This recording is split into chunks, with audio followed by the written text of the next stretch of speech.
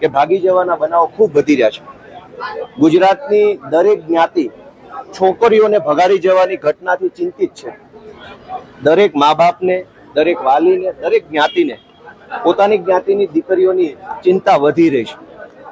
નાની નાની ઉંમરની છોકરીઓને અમુક છોકરાઓ ભગાડી જાય છે અને પાછળથી ઘણા બધા પ્રશ્નો બને છે. આજે હું આ અતિ સંવેદનશીલ મુદ્દા ઉપર બહુ મહત્વના બે સૂચન લઈ અને મુખ્યમંત્રી સાહેબને મળવા માટે આવ્યો છું.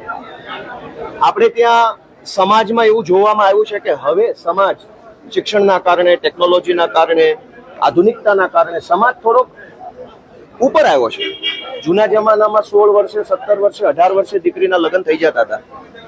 આજકાલ ગુજરાતમાં કેટલાક અપવાદને બાદ કરો તો સ્વાભાવિક રીતે દીકરીનો પરિવાર, દીકરીના મા બાપ 21 વર્ષ આસપાસ જ દીકરીના લગ્ન કરે છે. કોઈ 18 વર્ષની છોકરીના લગભગ અપવાદ બાદ કરતા લગ્ન થતા જ નથી. 19 વર્ષે નથી થતા. દરેક જગ્યાએ સમાજ પોતે આગળ નીકળી ગયો છે પણ કાયદો પાછળ રહી ગયો છે. કાયદાનું અસ્તિત્વ જ સમાજ માટે છે. સમાજમાં જે પ્રશ્નો છે એનું સોલ્યુશન એટલે કાયદો, પણ કાયદો પાછળ રહી ગયો છે. કાયદો એક્સપાયર્ડ, આઉટડેટેડ છે. સમાજ આગળ વધી ગયો છે. સમાજ આજે છોકરીના લગ્ન 21 વર્ષ પછી કરે છે. કાયદો 18 વર્ષની મંજૂરી આપે છે. એના કારણે 18 વર્ષની દીકરીઓની હારે ખૂબ બધી દુર્ઘટનાઓ આખા ગુજરાતમાં બને છે. ભૂતકાળના આંકડા ધ્યાને લઈએ તો 18 વર્ષને 1 દિવસ, 18 વર્ષને 2 દિવસ, 18 વર્ષને 1 મહિનો, 18 વર્ષને 2 મહિનાની ઉંમરની દીકરીઓને ભગાડી જવાની ઘટનાઓ આખા ગુજરાતમાં ખૂબ બને છે. અને પછી દીકરીના મા બાપના હાથ બંધાઈ જાય છે, લાચાર થઈ જાય છે કાયદા પાસે, કેમ કે કાયદો એવું કહે છે કે 18 વર્ષ છે તો લગ્ન કરી શકશે.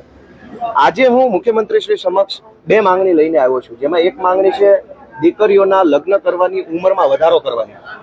સમાજ પોતે જ આજે 21 વર્ષે દીકરીના લગ્ન કરે છે, 22 વર્ષે કરે છે, 23 વર્ષે કરે છે. તો કાયદાની મર્યાદા પર સુધારો કરવામાં આવે. શું કામ? આજકાલ કોલેજમાં ભણતી હોય કે 12મા ધોરણમાં અભ્યાસ કરતી દીકરીઓને લલસાવી, ફોસલાવી, ભોળવી, એની બૌદ્ધિક રીતે અપરિપક્વ ઉંમરનો નાજાયજ ફાયદો ઉઠાવી ભગાડી જવાની ઘટનાઓ સમાજને ખૂબ ચિંતા આપી રહી છે. ગુજરાતમાં એક બીજું પણ બહુ મોટું કૌભાંડ હાલે છે, લગ્ન નોંધણી કૌભાંડ. મારી પાસે કેટલાક આંકડા છે કે પંચમહાલ જિલ્લાના ભદ્રાલા ગામમાં ગામની કુલ સંખ્યા કરતા વધુ લગ્ન નોંધણી થઈ. 560 લગ્નોની નોંધણી એક ગામમાં થઈ ગઈ. એક ગામમાં 560 લગ્ન ક્યારેય શક્ય જ નથી.